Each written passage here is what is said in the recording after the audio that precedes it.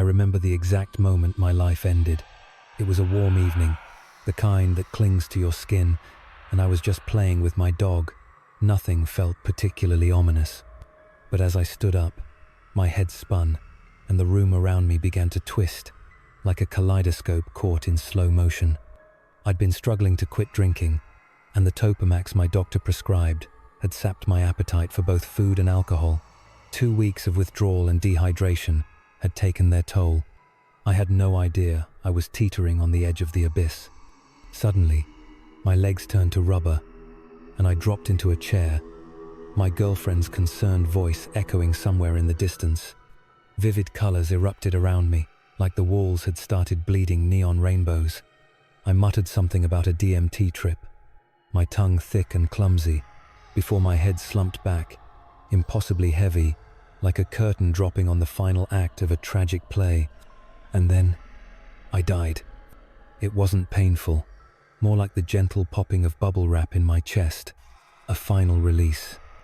I felt myself separate, slipping out of my body, but not like a turn or a twist, more like stepping sideways into another dimension. Suddenly, I was facing myself, my limp, lifeless body, my head rolled back, mouth slightly open, the color already draining from my face. I knew, in that instant, that I was dead, and that's when the darkness whispered back. Quitting alcohol was tearing me apart. It was like wrestling a demon that had wrapped its claws around my very soul, refusing to let go. I'd been on Topamax, a medication meant to dull the cravings, but it came with a price. It stripped me of my appetite, not just for alcohol, but for everything. I had barely eaten in days, my body a hollow shell, running on fumes and stubbornness. My head felt like it was wrapped in static, a constant hum of emptiness that vibrated through my bones. Every day, I felt myself slipping further from the world.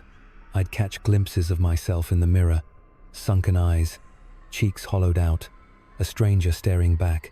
I knew I was dying. I could feel it, that slow, sickly fade, but I clung to my routine, hoping normalcy would somehow drag me back from the edge. That night, May 8th, 2020, should have been like any other. My dog, my faithful little companion, wagged his tail as I tossed his favorite chew toy across the living room. I tried to match his enthusiasm, but my body felt heavy, every movement a chore. I broke a sweat just standing up, a cold, clammy trickle running down my spine. My vision swam for a moment, the edges of the room flickering like an old film reel. I stumbled back into my chair, my heart hammering against my ribs, and called out to my girlfriend, "I think my blood sugar's low. Grab me something sweet." I forced a weak smile, trying to play it off, but my voice felt thin, brittle. She rushed off to the kitchen, her footsteps echoing like gunshots in my ringing ears. And then, the world around me shifted. Colors bled into each other, the walls stretching and melting like the air had turned to liquid. I remember laughing, a dry, cracked sound, muttering, "I feel like I'm on a DMT trip," as the room pulsed around me. But this wasn't a trip. This was my body breaking down, my consciousness tearing at the seams. My head rolled back, too heavy to hold up, my neck a useless stem, and I felt myself tipping into the abyss. I was about to cross the line, and the world around me, the very fabric of reality, seemed eager to show me what lay beyond. The moment my head slumped back, the world shattered. I felt my consciousness rip free, peeling away from my flesh like the final, brittle skin of an ancient tree. But it wasn't a slow, graceful ascent. It was more like being yanked sideways through a crack in reality itself, my body dissolving into something less than smoke, more than shadow. For a brief moment, I hovered above myself. My lifeless body slumped in the chair, my girlfriend's frantic footsteps echoing somewhere beyond the veil of my fading senses. I looked down at myself, a limp, pale husk, head lolled back, mouth slack, eyes dimming as the color drained from my cheeks. The air felt thick, heavy, like it had turned to molten glass, trapping me in this surreal, silent tableau. I felt strangely calm, detached, like an observer to my own demise. I could see the tiny details, the trembling of my fingers as they curled loosely in my lap, the beads of sweat trickling down my temples, the slight parting of my lips as if I had tried to call out but failed. Time felt different here, stretched and bent, each second a slow-motion echo that rippled through the fabric of existence. And then I felt it, a presence. Massive, ancient, and utterly beyond human comprehension. I hadn't seen it yet, but I felt it, looming just beyond my peripheral awareness, its power stretching out like the shadow of a mountain cast across the face of a distant world. I didn't dare look, too afraid that my very mind would shatter under the weight of its gaze. I knew, with a certainty that cut through my fear, that this was no ordinary spirit. This was something holy and terrifying. That's when I noticed the pit. It opened before me, a yawning, churning void that seemed to suck the very light from the room. Dark, endless, and hungry, it pulsed with a kind of malicious life, whispering promises of eternal agony in a language I could almost understand, like the half-remembered chants of a nightmare priesthood. I could feel my soul being pulled toward it, a slow, inevitable slide, like a leaf circling a drain. And then, all at once, the weight of my sins crushed down upon me.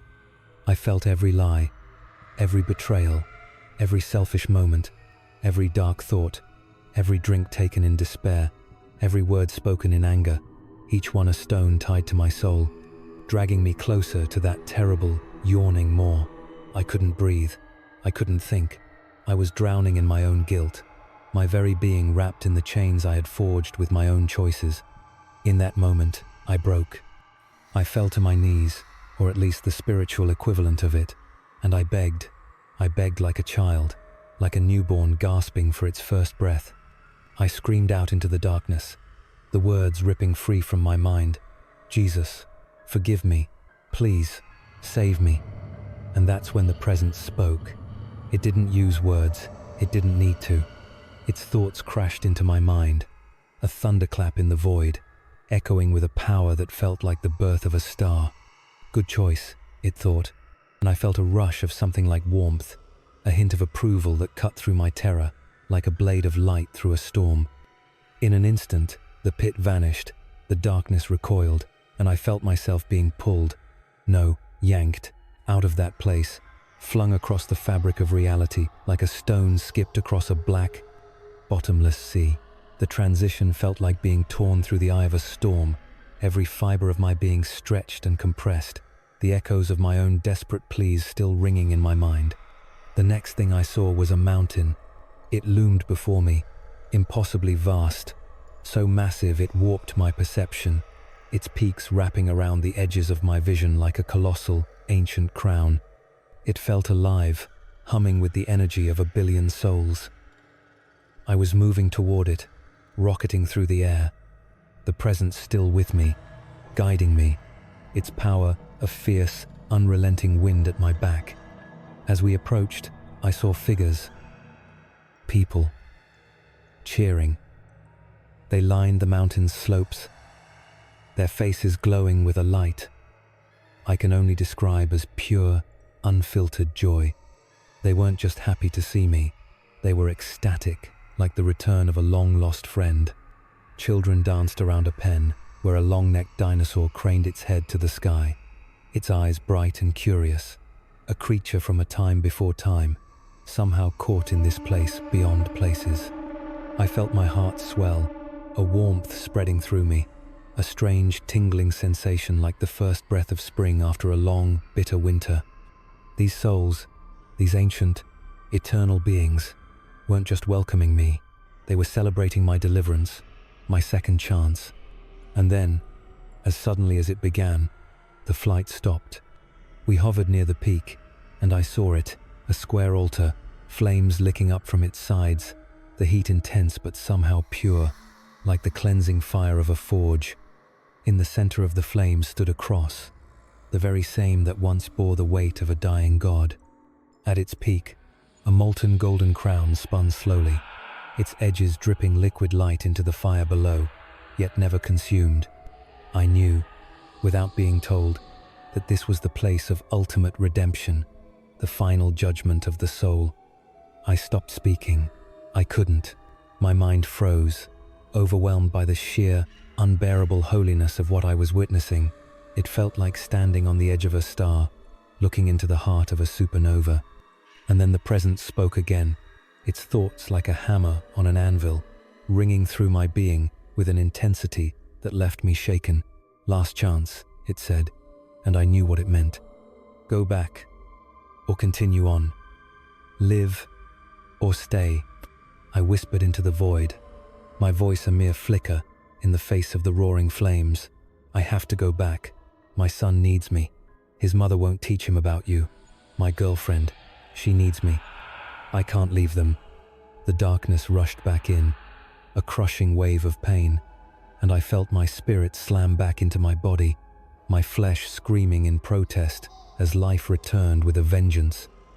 I gasped, my chest heaving, the taste of bile in my throat, the world around me a blur of panicked shouts, and the warm, wet sensation of vomit pooling around my feet. I had returned. I had been reborn, and I knew, with a certainty that defied words, that I had been given a second chance. I crashed back into my body with the force of a tidal wave, every nerve ending flaring to life, every muscle seizing in a violent, unforgiving spasm. It felt like my soul had been crammed back into a body too small to contain it, like trying to pour the entire ocean into a glass. The pain was indescribable, a raw, tearing agony, like my flesh had been turned inside out and set ablaze. I gagged, my throat clenching as I vomited, the bitter taste of bile scorching my tongue. I felt warm liquid pooling beneath me, soaking through my shirt, the sharp, acrid stench of my own sickness filling my nose. My heart thudded erratically, each beat a desperate, stuttering gasp for life, as if it too had been shocked back from the edge of eternity. For a moment, I couldn't see. The world was a swirling, incoherent mess of shadows and light. The echoes of that mountain and the altar still burned into my retinas. I reached out blindly, my hands clawing at the air, searching for something solid, something real. My girlfriend's voice cut through the haze, a frantic, trembling scream. I could feel her hands on my face, her fingers shaking as they tried to anchor me back to the physical world. I wanted to tell her I was okay, that I had been saved, that I had seen things no living soul should ever see. But all that came out was a ragged, choking gasp, my lungs burning as if I had just surfaced from the depths of a dark, endless ocean. I felt the hot tears on her cheeks as she pulled me into her arms, her body trembling against mine. And then, as my senses slowly returned, I realized that everyone around me was crying. Their faces were pale, their eyes wide, mouths hanging open in stunned silence. They had seen me die. They had watched me cross that line, only to be yanked back at the very last second, my spirit forced back into this fragile, broken shell. Paramedics arrived, their shouts echoing through the chaos, the harsh snap of gloves and the cold sting of needles, bringing a harsh, clinical reality to the surreal horror I had just endured. They rushed me to the hospital, their faces grim as they hooked me up to IVs, their eyes reflecting a mix of relief and disbelief. Dehydration and early-stage kidney failure, they said. I had pushed my body to the brink without even realizing it, my desperate attempt to escape the clutches of alcohol nearly costing me my soul. But, as I lay there, staring up at the stark, white ceiling of the emergency room, my mind still echoing with the whisper of that divine presence, I felt something new, a fierce, unshakable certainty that I had been given a second chance, that I had seen what lay beyond the veil, and that I could never, ever be the same again. As I lay in that hospital bed, the harsh fluorescent lights buzzing above me, I felt the weight of what had just happened settle into my bones. I had crossed over, stepped beyond the veil, and been pulled back by a force greater than I could comprehend. I had seen the darkness that waited for me, felt the crushing weight of my own sins, and then, miraculously, been forgiven. I had been given a second chance, a chance to be a better man, a better father, a better partner, a chance to live my life with purpose, to spread a message of hope and redemption, to tell others that there is a light in the darkness, a hand reaching out, ready to pull them back from the abyss if they just reach for it. Every heartbeat, every breath, every sunrise feels different now, more precious, more real. I can't explain what I saw, not fully, but I know this. I was saved. And for as long as I live, I will carry that truth with me, a whisper in my soul that echoes through every moment of my second life. So if you're out there, struggling, lost, feeling like the darkness is closing in, know this: it's never too late. No one is too far gone. If you reach out, you might just find that there is a hand waiting for you, a voice whispering, "Good choice." If this story moved you, please hit the like button, share it with someone who needs to hear this message, and subscribe for more true stories that take you beyond the veil. Join the community. Share your own experiences in the comments. Turn on notifications so you never miss a new story. Thank you for watching, and remember, there is always hope, even in the darkest moments.